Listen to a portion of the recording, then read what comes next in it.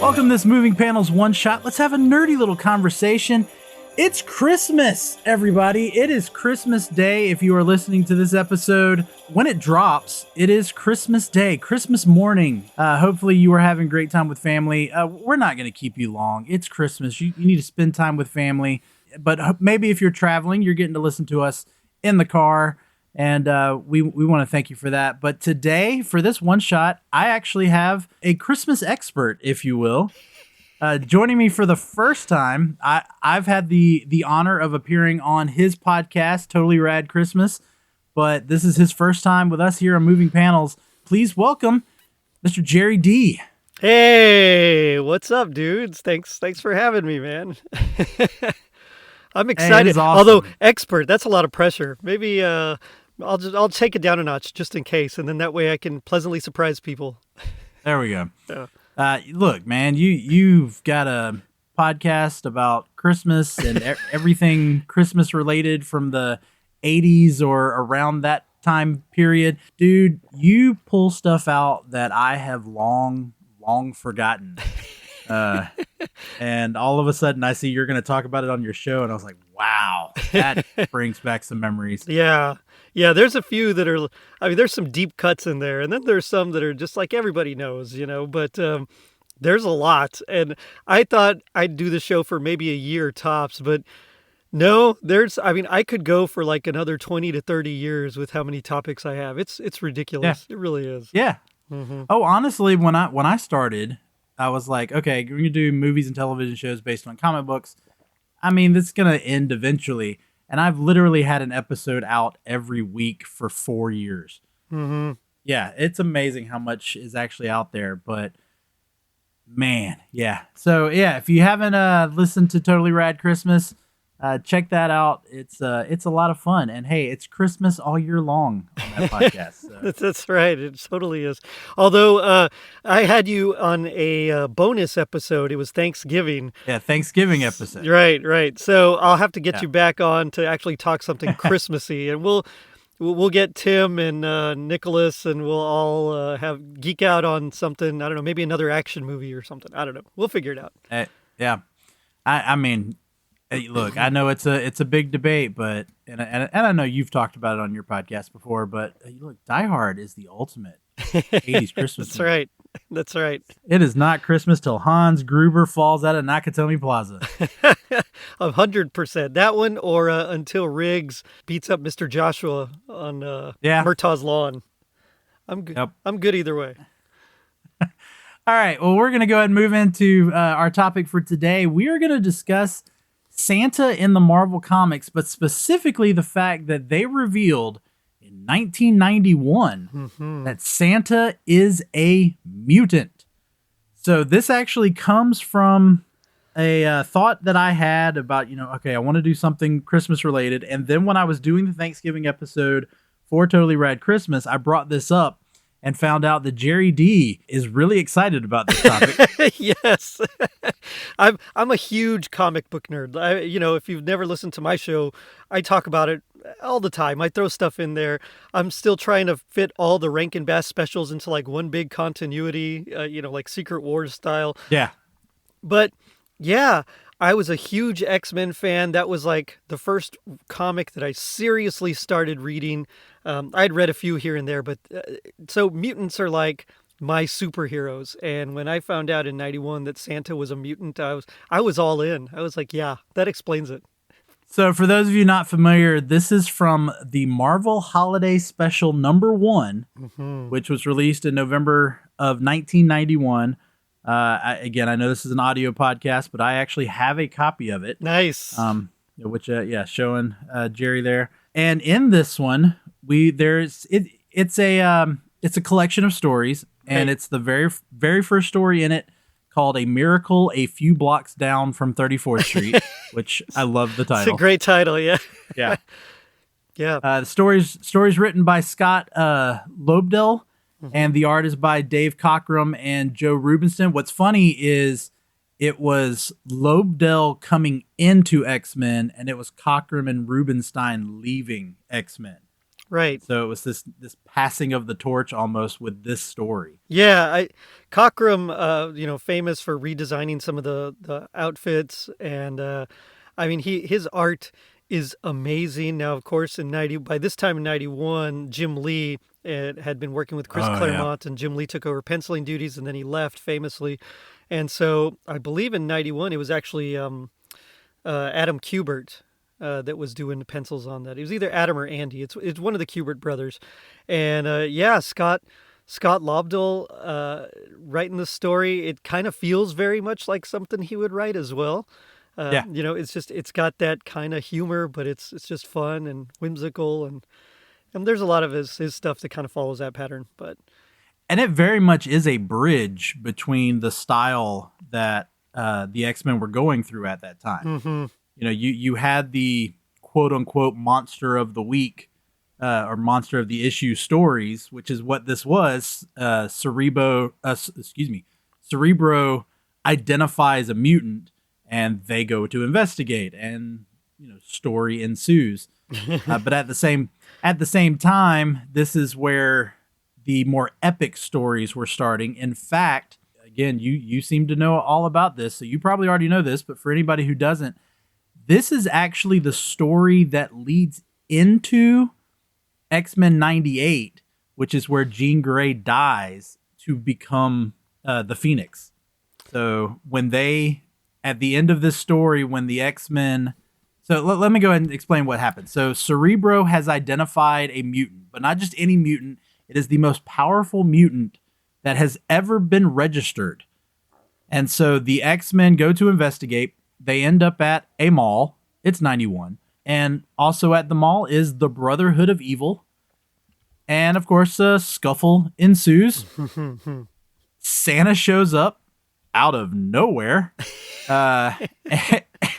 and turns the Brotherhood into action figures. That's my favorite part. Which we can talk about in a minute, because there's something kind of terrifying about that.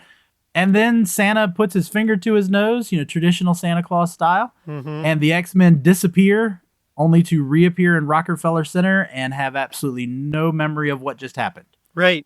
Which I love because one of those panels is like the opening to another Christmas. Yeah, and that's what I'm saying. Yeah. It's perfect. It's literally just, it's a great transition there. And that's the opening of X-Men 98. So... Which is funny because this was done in 91. So it's like this little almost Rogue One type story that they inserted before, the whole Star Wars. I mean, it really is. But it's kind of cool. Santa just like laying down the law, turning them into action figures. Yeah. But like I said, there's something so creepy about that. Well, yeah. Yeah. It's like, okay, is he going to give these action figures to children? I hope not. Kind of reminds me. I'm a big Buffy the Vampire Slayer fan. It reminds me of the mom witch who gets put inside of the trophy, and it's a running joke throughout the series. When there's another seasons later. I think it's, I want to say it's Oz. It's Seth Green's character, that he's standing outside the trophy case, and Willow walks up and he goes, "It's weird. It's almost as if that trophy's eyes are following me." Just this line and a reference to something from like season 1. Well, that's really what's so cool about this, is that it's still, because it's Cockrum, it's still got that like late 70s, early 80s style of art. And so it really does seg very well into that whole run. It's like the perfect combination here. And of course, like when they're decorating the tree, it's just like you totally could see that coming out of a panel from, 78. I mean, it's, yeah. Oh, absolutely. Yeah, absolutely. Jerry Conway and all those. I mean, it's perfect. But oh, yeah. I mean, you could see this with the original X-Men. Of course, this is the new team, right? With Storm and Colossus and Wolverine and Banshee, and so but you could go back and definitely see this with Cyclops and Beast and Iceman and all of the OG X-Men, right? If you will. Right. But yeah, so this reveal, it wasn't the first time Santa had appeared in Marvel Comics. We actually did a one shot. Was it last year or 2 years ago? I can't remember now. where I talked about Santa's first appearance in Marvel, which was back in 1954 in another one-shot story called Moment of Glory, where he pulls up and this gas station attendant gets to drive around in his car. And hey, go back and listen to the episode. But that was back in Strange Tales 34, back in the 50s. That was his first appearance. He appeared other times, but it's here that they finally, and this is canon. Like this isn't a what if storyline.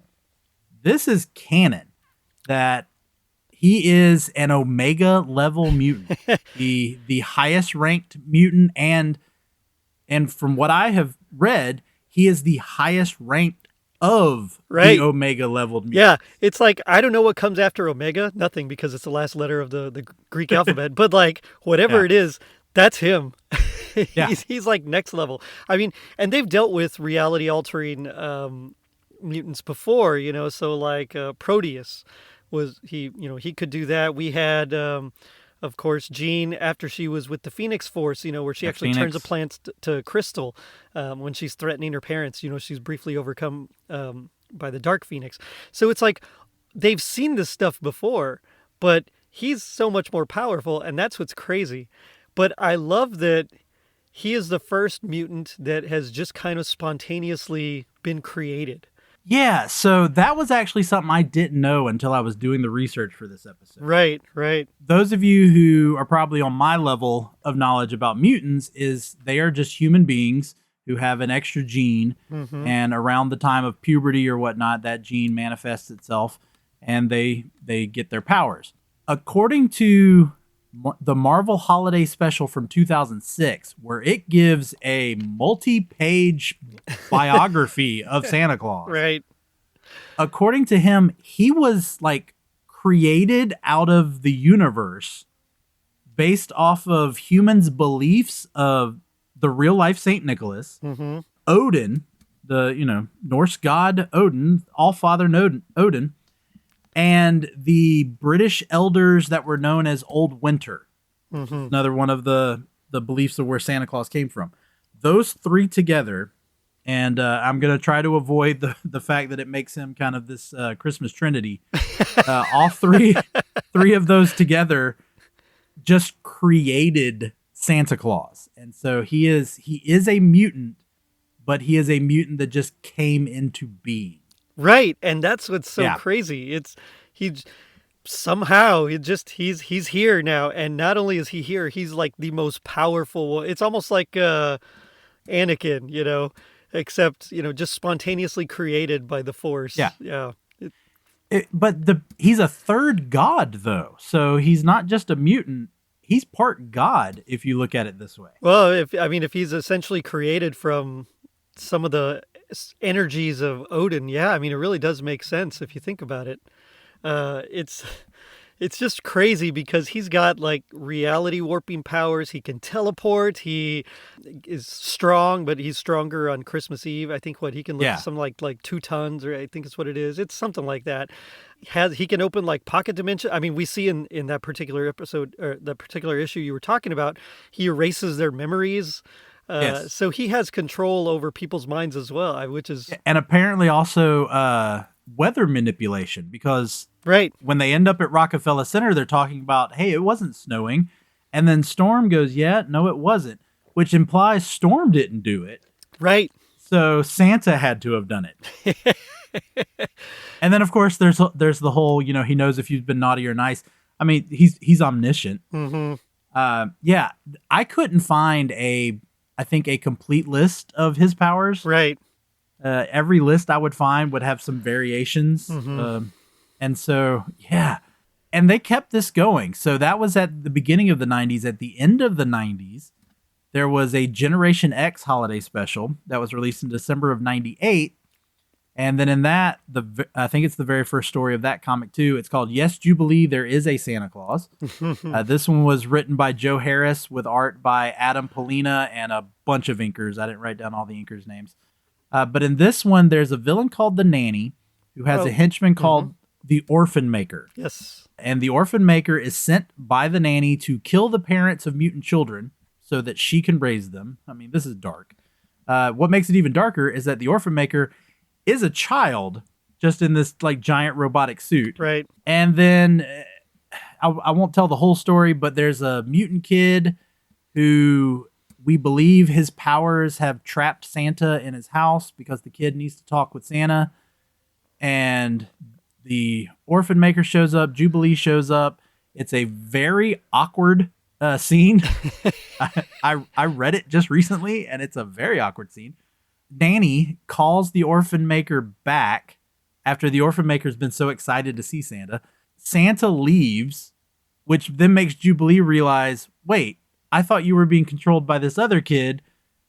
Wait, does that mean you're a... And then he just puts his finger to his lips, and he does not confirm or deny, but they're implying again he's a mutant. Right. And yeah, he was just there because he knew he needed to be.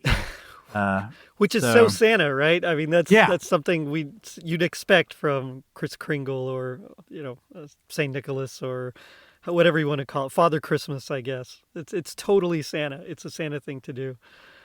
But he's appeared in a bunch of stuff. I know he was in a She-Hulk one where... he was in She-Hulk as a private investigator. Named Nick St. Christopher. That's perfect. That's great. We're talking about this this Marvel Holiday Special with the X-Men, and then several issues later they connect it to the main storyline.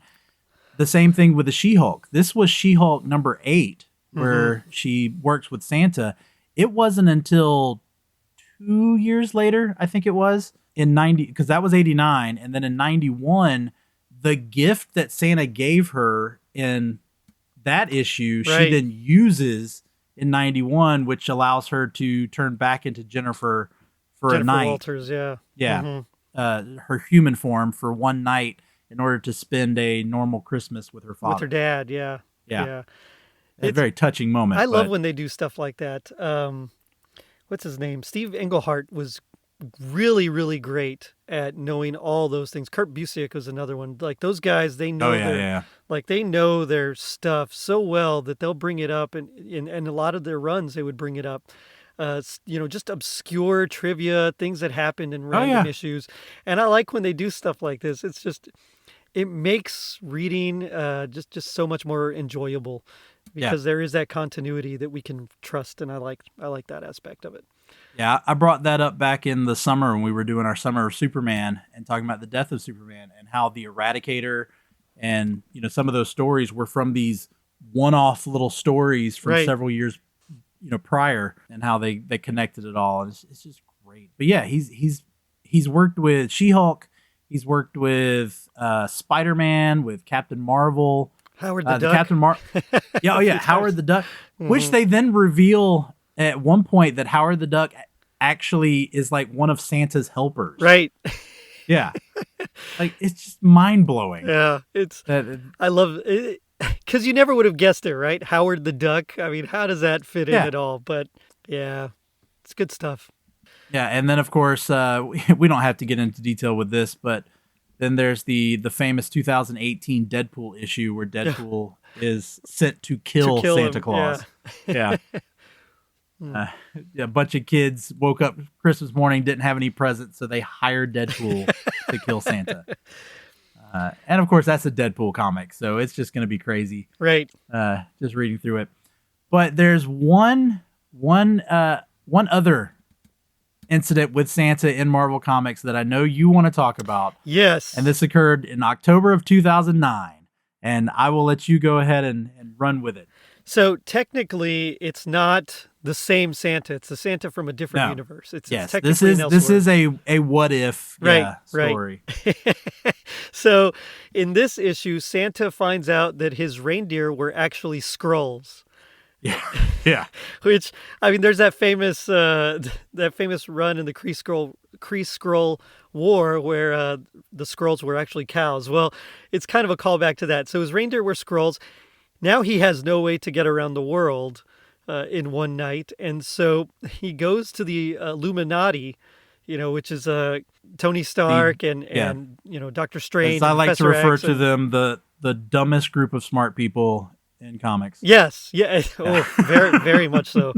So Yeah. he goes to the Illuminati because he knows that they actually have the stones to the Infinity Gauntlet, and so he asks for the Infinity Gems, and sure enough, they give it to him, and he goes mad with power. Yeah. And every time I read it, it reminds me of the Simpsons movie where it's like, have you ever tried going mad without power?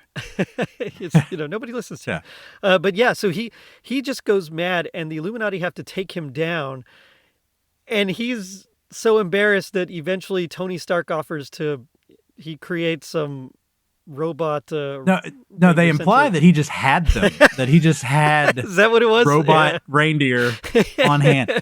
But so here we have like an Omega level mutant, the most powerful mutant ever, and he's got the Infinity Gauntlet, and it's ridiculous. But they do subdue him. I don't want to spoil it too much, but the way they subdue him. Okay, this is only a 2-page. Well, it's 3 pages. It's like if you count 3 or this, 4 pages. There's this title page, this really ridiculous, almost like Star Wars crawl looking title page.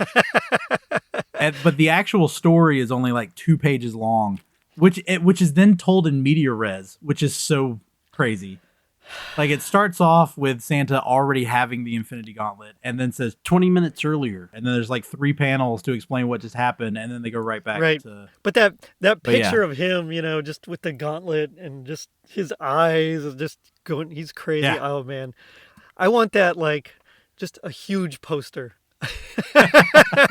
just Santa with the Infinity Gauntlet. That's right. I want it. This was a missed opportunity by James Gunn when he did the Guardians of the Galaxy holiday special. They totally could have brought Santa in for that, but oh well. Hey, look, I'm going to go ahead and say spoilers to the Marvels if you haven't seen it yet. So jump forward like 30 seconds or not. But now that they've introduced the X-Men into the MCU. Hey, there you are. Let's how farther do we need to connect Santa? That's right. To the MCU now. But yeah, so I found that one, which again, we will state that story is not the 616 Santa. Right. But I found another story, and I'm curious if you know of this one, of Santa being corrupted. And this is from December of 2020. Of course it would be from 2020. Right. This is from the King in Black series. This was Iron Man Doctor Doom #1, in which they see Santa. Now this is a kind of an evil Iron Man along with Doctor Doom. They see Santa. Tony flies out to figure out what's going on, and we discover that Santa and the reindeer are being controlled by a symbiote. Right. Yeah, I haven't read that one, but I've heard of it. And it's during that whole run where they're up against, what is it, like Knull or Newell, or I don't know how you pronounce his name. Yeah, it's how you pronounce like Knull, I think is how it's spelled. Right. But yeah, and so there's just this little part of Iron Man and Doctor Doom fighting Santa Claus. I mean, if anyone could take him down, it's got to be Doctor Doom. He took down the Beyonder, so yeah. It's just one of those things where you just go, comics. That's right. That's right. Yeah. Yeah. Like, what explains it? Comics. That's all that explains it there. Yeah. But that's really it. Like, there's these little moments with Santa Claus, and they've kind of wrapped it all together. Like I said, if you want to know all of this, I mean, I'm sure you can find most of it online, but if you actually want to sit down and read it, this is all from the 2006 Marvel Holiday Special. It is, I didn't count how many pages it was, but it's a good 5-6 pages, and it just reads like a biography. Right. It's not in comic book form. It is literally reading it like a textbook almost. It's like from the Marvel Encyclopedia, I believe. Yeah, yeah. And they even have, as Jerry brought up earlier, they even have his stats, and they indicate in his strength, there's an extra little part sticking off, and then there's like an asterisk, and it says increased power on Christmas Eve. So yeah.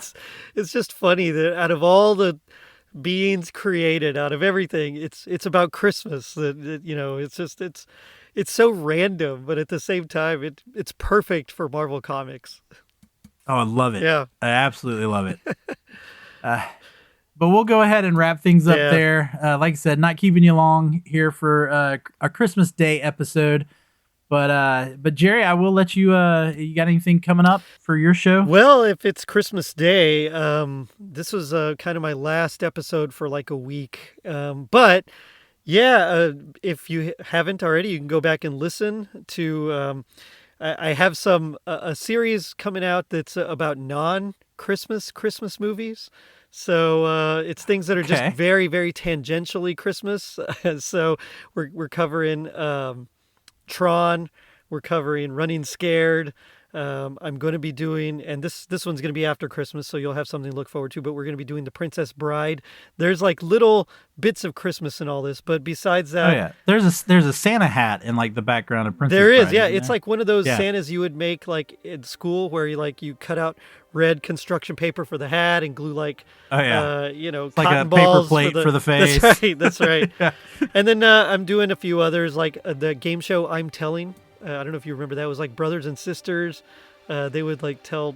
It was almost like the Newlywed Game, except with brother and sister. Yeah, just a few little fun things here and there. But I covered Gundam, covered Max Headroom, covered Roger Rabbit. So yeah, go back and listen to those. And then I got a few little surprises coming up that I think everybody will enjoy. So exciting. Again, if you're a big fan of Christmas and the 80s, then check out Totally Rad Christmas. But we'll go ahead and wrap things up. Happy holidays, everybody. Merry Christmas. Merry Christmas to you as well, Jerry. Thank you. Merry Christmas to you. This has been fun. Thanks for having me. Oh, it was a blast, and we'll definitely need to bring you back, even if it's not Christmas related. You're a big comic book fan, so we'll find somewhere for you. I'm down. But thanks, everybody. We'll be back. This is Christmas Day, so this is our last episode of the year, but we will be back on New Year's Day for a brand new year and another brand new episode. But for today, for Moving Panels, I'm Laramie Wells, and I'll see you on the other side of the page.